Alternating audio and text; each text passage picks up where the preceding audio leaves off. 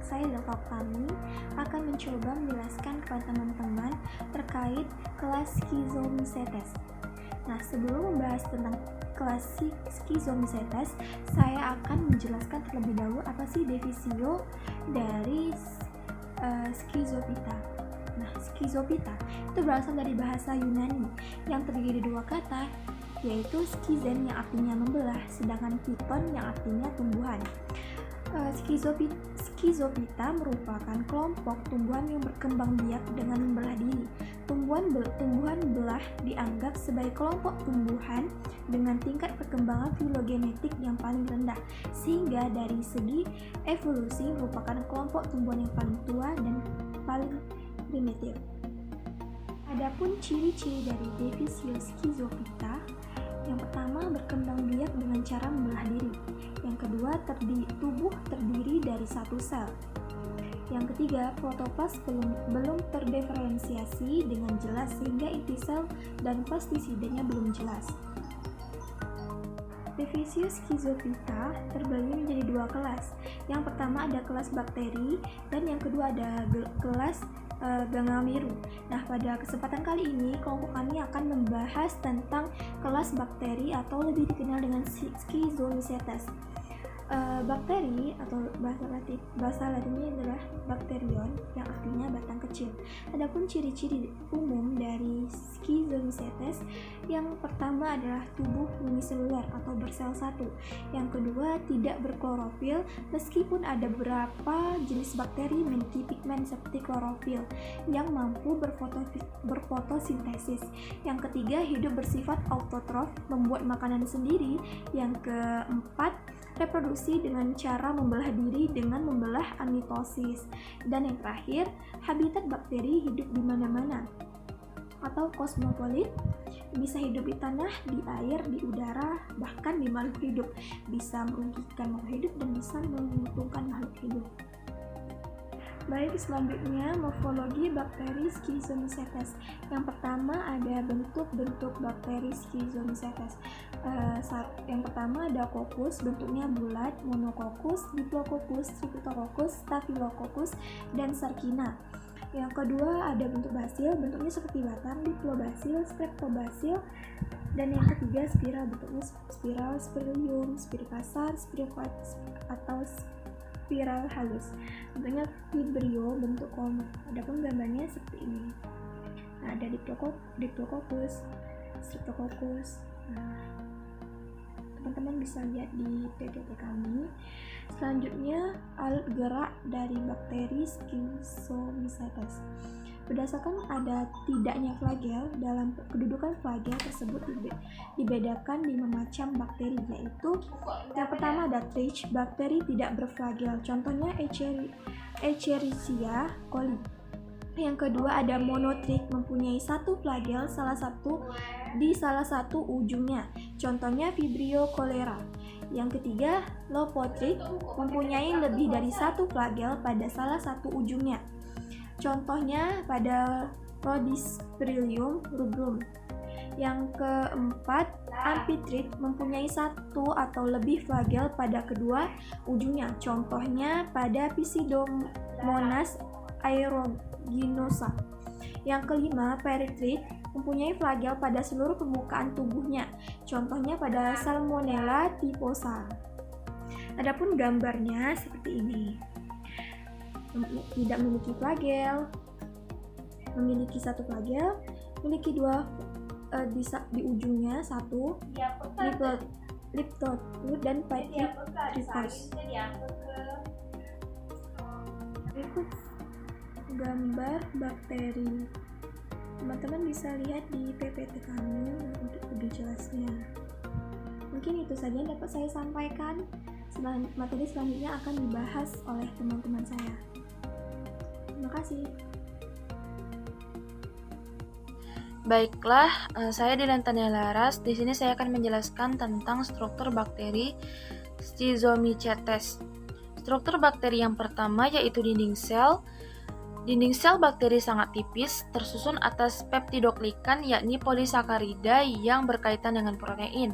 Nah, fungsi dari dinding sel ini untuk memberi bentuk tertentu pada sel, melindungi protoplasma sel serta proses pembelahan sel.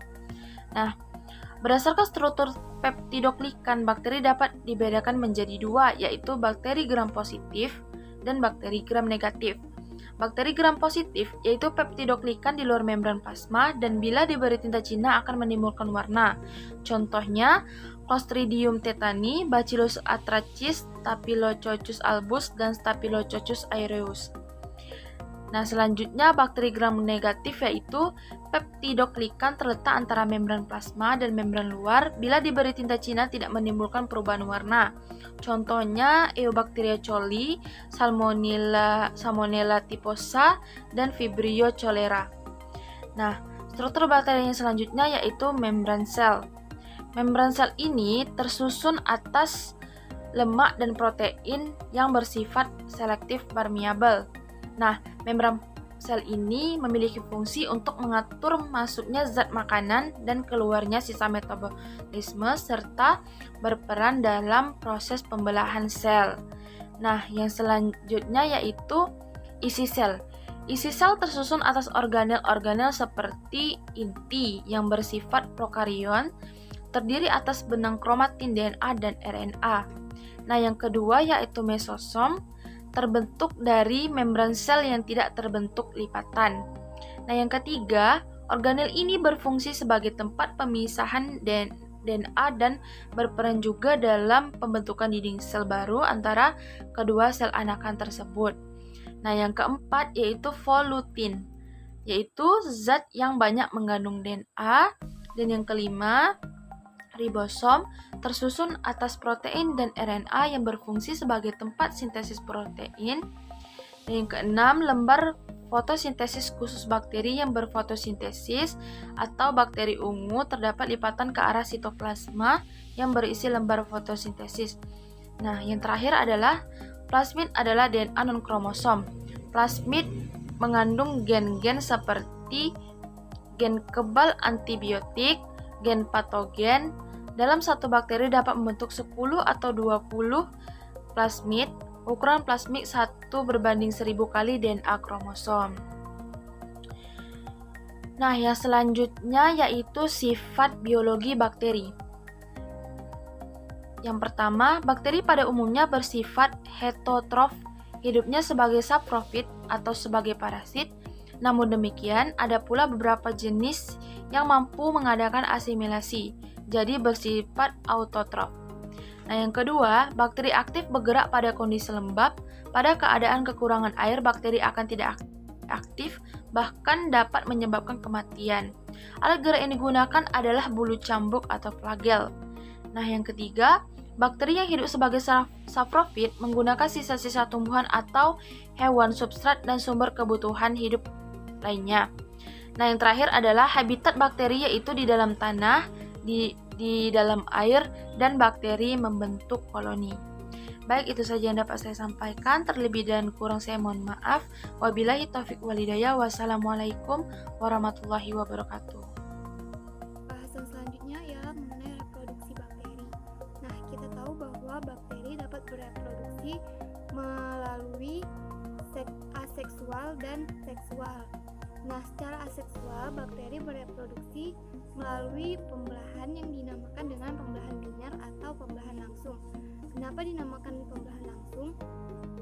Karena ia terjadi tanpa tahap-tahap seperti pada mitosis. Nah, sebagian orang juga menyebut pembelahan ini dengan sebutan pembelahan amitosis. Nah, dari pembelahan ini akan dihasilkan bakteri yang jumlahnya kelipatan dari pembelahan itu sendiri. Nah, misalnya seperti pada gambar, ada satu bakteri yang kemudian akan membelah menjadi 2. Nah, dari 2 bakteri ini kemudian akan melakukan pembelahan lagi menjadi 4. Nah, kemudian dari 4 ini akan membelah lagi hingga menghasilkan dan seterusnya. Nah, waktu yang digunakan untuk pembelahan biner ini relatif singkat, yaitu sekitar 20 menitan untuk satu kali pembelahannya.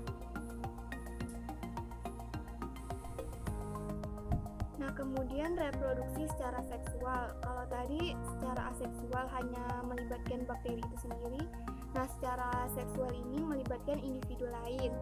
Nah, reproduksi seksual ini terjadi melalui mekanisme rekombinasi gen atau rekombinasi DNA. Nah, ada 3 cara. Yang pertama itu konjugasi.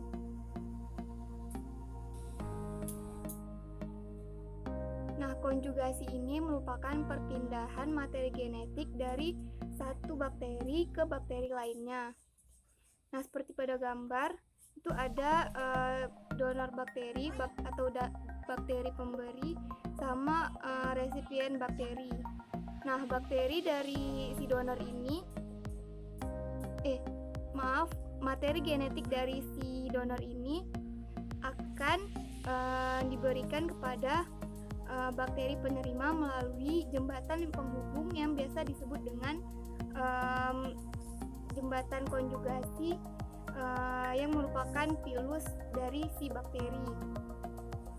Nah, kemudian materi genetiknya akan berpindah hingga menghasilkan bakteri dengan sifat yang rekombinan. Lalu yang kedua ada transformasi. Nah, transformasi ini merupakan perpindahan sebagian materi genetik atau hanya satu gen ke bakteri lain dengan proses fisiologi yang kompleks, atau bisa dikatakan perpindahan materi genetik asing yang berada di luar atau berada di lingkungan ke dalam bakteri penerima. Nah, seperti pada gambar itu ada bakteri donor yang materi genetiknya yang mengalami lisis, kemudian bakteri genetiknya keluar. Nah, selanjutnya materi genetik itu akan diserap atau diambil oleh si bakteri penerima hingga menghasilkan bakteri baru dengan sifat yang rekombinan. Selanjutnya, yang terakhir ada transduksi. Nah, transduksi ini adalah perpindahan materi genetik dengan perantara virus atau bakteriofag. Virus dapat menyambungkan materi genetiknya ke DNA bakteri dan membentuk profag. Nah, seperti pada gambar, itu ada virus yang menyerang atau menginfeksi sebuah bakteri. Kita katakan bakterinya sebagai bakteri A. Nah, kemudian virus itu pada tahap yang ketiga akan mengalami lisis. Nah, setelah mengalami lisis, di dalam virus itu mengandung materi genetik dari si bakteri A tadi. Nah, virus yang mengalami lisis dengan materi genetik A itu akan menginfeksi si bakteri B. Kemudian bakteri B ini akan di dalamnya akan terdapat materi genetik dengan materi genetik yang ada pada bakteri A. Baiklah, itu saja yang dapat saya sampaikan. Terima kasih. Ke bakteri lain dengan proses fisiologi yang kompleks, atau bisa dikatakan perpindahan materi genetik asing yang berada di luar atau berada di lingkungan ke dalam bakteri penerima. Nah, seperti pada gambar itu ada bakteri donor yang materi genetiknya yang mengalami lisis, kemudian bakteri genetiknya keluar. Nah, selanjutnya materi genetik itu akan diserap atau diambil oleh si bakteri penerima hingga menghasilkan bakteri baru dengan sifat yang rekombinan. Selanjutnya, yang terakhir ada transduksi. Nah, transduksi ini adalah perpindahan materi genetik dengan perantara virus atau bakteriofag.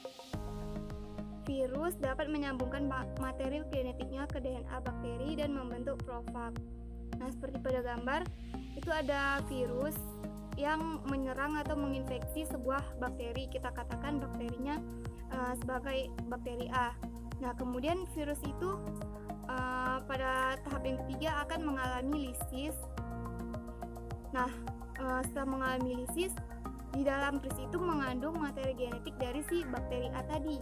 Nah, virus yang mengalami lisis dengan materi genetik A itu akan menginfeksi si bakteri B. Kemudian bakteri B ini akan di dalamnya akan terdapat materi genetik dengan materi genetik yang ada pada bakteri A. Baiklah, itu saja yang dapat saya sampaikan. Terima kasih. Baik, saya Syarifah Rajansari akan membahas tentang taksonomi bakteri. Taksonomi bakteri ini terdiri dari beberapa ordo, yaitu ada ordo Sumandales, ordo Chlamydobacteriales, ordo Eubacteriales, ordo Actinomycetales, ordo Begiotoales, ordo Mycobacteriales, dan ordo Spirochaeteales.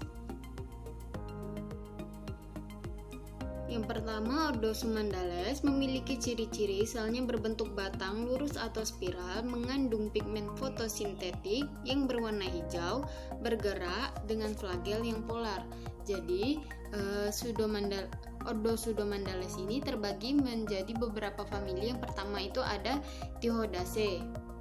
Thyoidaceae ini adalah kelompok bakteri yang dapat melakukan fotosintesis karena mempunyai sistem pigmen bakteri klorofil dan karotenoid. Contohnya itu ada Thiodiction elegans, yaitu dengan 2 spesies, bentuknya kokus tunggal dan menghasilkan belerang.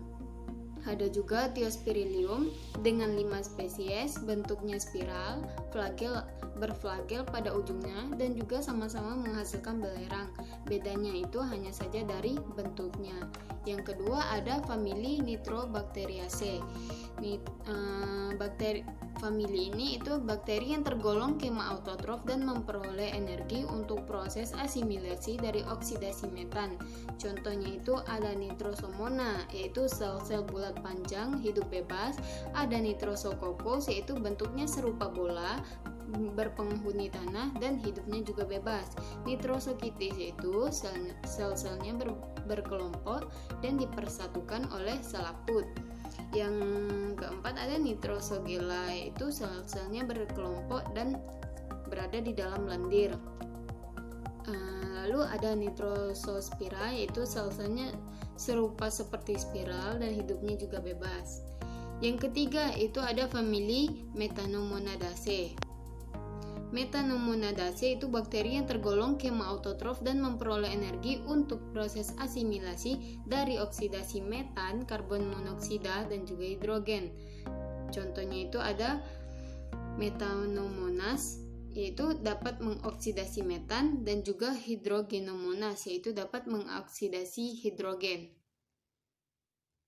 Yang keempat ada famili Thiobacteriaceae, yaitu disebut juga dengan bakteri belerang. Hal ini dikarenakan memperoleh energi dengan oksidasi senyawa belerang, dan dalam plasma itu terdapat belerang bebas dalam bentuk butir-butir atau kristal. Jadi contoh dari Thiobacteriaceae ini ada Thiobacillus thioparu, ada Thiobacterium crystalliferum, dan juga Thiospora bipunctata. Yang kelima ada famili Pseudomonadaceae. Bakteri yang heterotrof, sel-selnya bersifat oksidatif atau kadang-kadang fermentatif. Contohnya itu ada Pseudomonas solanacearum, yaitu menimbulkan penyakit layu pada warga suku Solanaceae dan pada kacang tanah. Ada Pseudomonas malvacearum, yaitu bisa menimbulkan penyakit pada kapas, dan juga ada Pseudomonas denitrificans, yaitu racun yang ada pada tempe. Yang keenam ada famili Spirillaceae, yaitu bakteri yang berbentuk koma hingga spiral. Contohnya itu ada Vibrio koma. Vibrio koma itu penyakit muntaber. Ada Desulfovibrio desulfurican, yaitu dapat meredaksi sulfat menjadi sulfida. Ada Spirillum minus dan juga Spirillum lipoverum. Yang kedua, ordo Chlamydobacteriales. Memiliki ciri-ciri sel-selnya berderet membentuk koloni. Di dalam penyelubung koloni itu terdapat senyawa besi.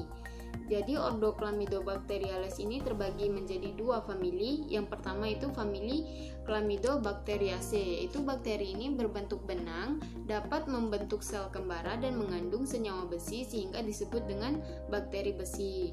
Contohnya itu ada Sperothilus nathan, ada Sperothilus dictomus, dan Leptopteryx ochracea. Yang kedua itu ada famili Crenotrichaceae, yaitu bakterinya berbentuk benang, tidak membentuk sel kembara dan bergerak aktif. Contohnya itu ada Crenotrix polyspora. Yang ketiga, ordo Eubacteriales, yaitu ciri-cirinya sel-selnya berbentuk bulat dan bergerak dengan flagel yang peritrik, dan juga koloninya berupa rantai atau terpisah-pisah. Ordo ini memiliki beberapa famili. Yang pertama itu ada famili Azotobacteriaceae. Hidupnya bebas dalam tanah dan sebagai penambatan N2. Contohnya itu ada Azotobacter crococcum, Azotobacter indicus, dan Azotobacter agilis. Yang kedua itu famili Rhizobiaceae, yaitu bersimbiosis dengan leguminase sehingga berbentuk bintil pada akar dan juga sebagai penambat N2. Contohnya itu ada Rhizobium leguminosarum, Rhizobium japonicum, Rhizobium fascioli, dan Agrobacterium temupacciens. Yang ketiga ada famili Enterobacteriaceae. Famili ini hidup dengan bersifat patogen, terdapat pada saluran pernapasan, saluran kencing, pada vertebrata, dan juga hidup bebas, menimbulkan fermentasi aerob pada glukosa. Contohnya itu ada Escherichia coli, Salmonella typhosa, dan Shigella dysenteria. Yang keempat ada famili Micrococcaceae. Contohnya itu ada Sarcina lutea, Sarcina aurantiasa, Micrococcus denitrificans, dan Staphylococcus aureus. Yang kelima, famili Neisseria, yaitu contohnya Neisseria gonorrhea, Neisseria meningitidis, dan Veillonella parvula. Selanjutnya ada famili Lactobacilliaceae, yaitu contohnya Lactobacillus caucasicus, Streptococcus pyogenes, dan juga Diplococcus pneumonia. Terakhir ada famili Bacilliaceae, yaitu contohnya ada Bacillus subtilis dan Bacillus anthracis. Keempat, ordo Actinomycetales. Jadi ordo ini memiliki sel yang memanjang dan hampir mirip dengan hifa jamur. Ordo ini terbagi menjadi beberapa famili, diantaranya itu ada famili Mycobacteriaceae. Selnya tidak membentuk miselium, contohnya itu ada Mycobacterium tuberculosis dan Mycobacterium lepra. Dan juga yang kedua famili Actinomycetaceae, yaitu selnya membentuk miselium dan spora yang terbentuk dalam fragmen miselium. Contohnya itu ada Actinomyces bovis. Yang ketiga, famili Streptomycetaceae, yaitu selnya membentuk miselium. Contohnya itu ada Streptomyces aureofaciens, Streptomyces griseus, Streptomyces fradie, Streptomyces rimosus, dan Streptomyces venezuelae. Sekian yang dapat saya sampaikan. Selanjutnya dilanjutkan oleh rekan saya, Erika Saputri. Panjang tubuh 4-16. Pembelahan belum sempurna.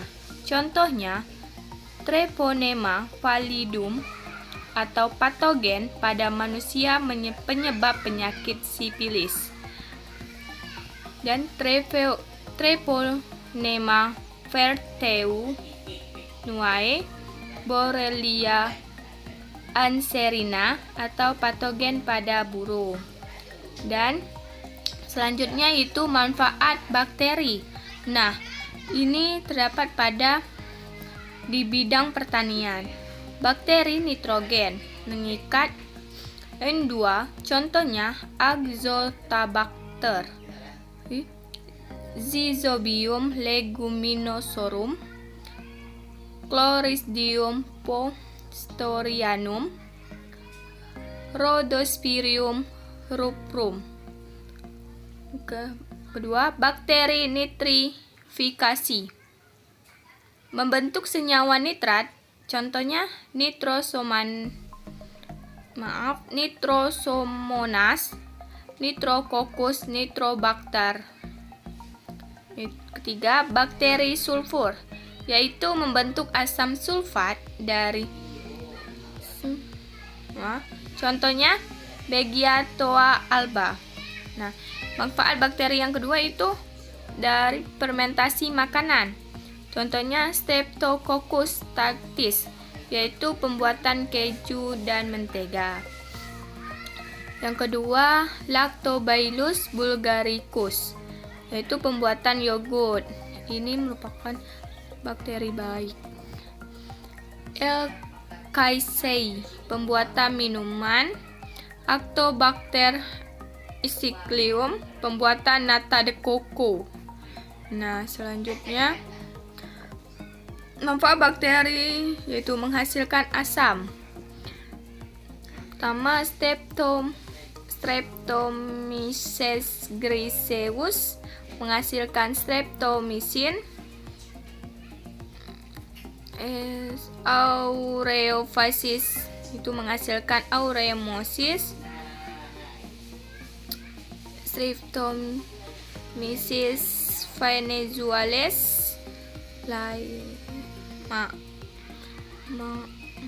menghasilkan chloromycin. Bacillus brevis menghasilkan tyrosine.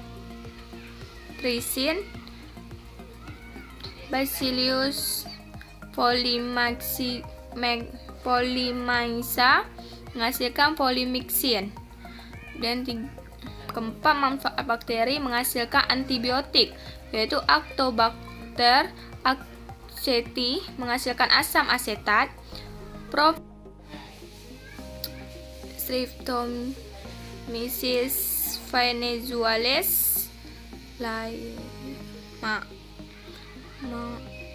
menghasilkan chloromycin. Bacillus brevis menghasilkan tyrosine. Bacillus polymyxa menghasilkan polymyxin. Dan keempat, manfaat bakteri menghasilkan antibiotik, yaitu Actobacter aceti menghasilkan asam asetat. Propionibacterium menghasilkan asam propionat. Clostridium sp menghasilkan asam butyrat. Dan selanjutnya, kerugian bakteri. Nah, ini kerugian bakteri terdapat pada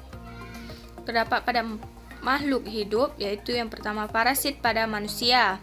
Yang pertama bakteri Salmonella typhosa, penyebab penyakit tipus. Dan yang kedua bakteri Vibrio coma, penyebab kolera. Ketiga, bakteri Chloridium tetani, penyebab tetanus. Dan bakteri Neisseria gonorrhoeae, penyebab kencing nanah. Treponema pallidum, penyebab sipilis. Parasit pada tumbuhan. Nah, Pseudomonas cateae, penyakit pada anggrek.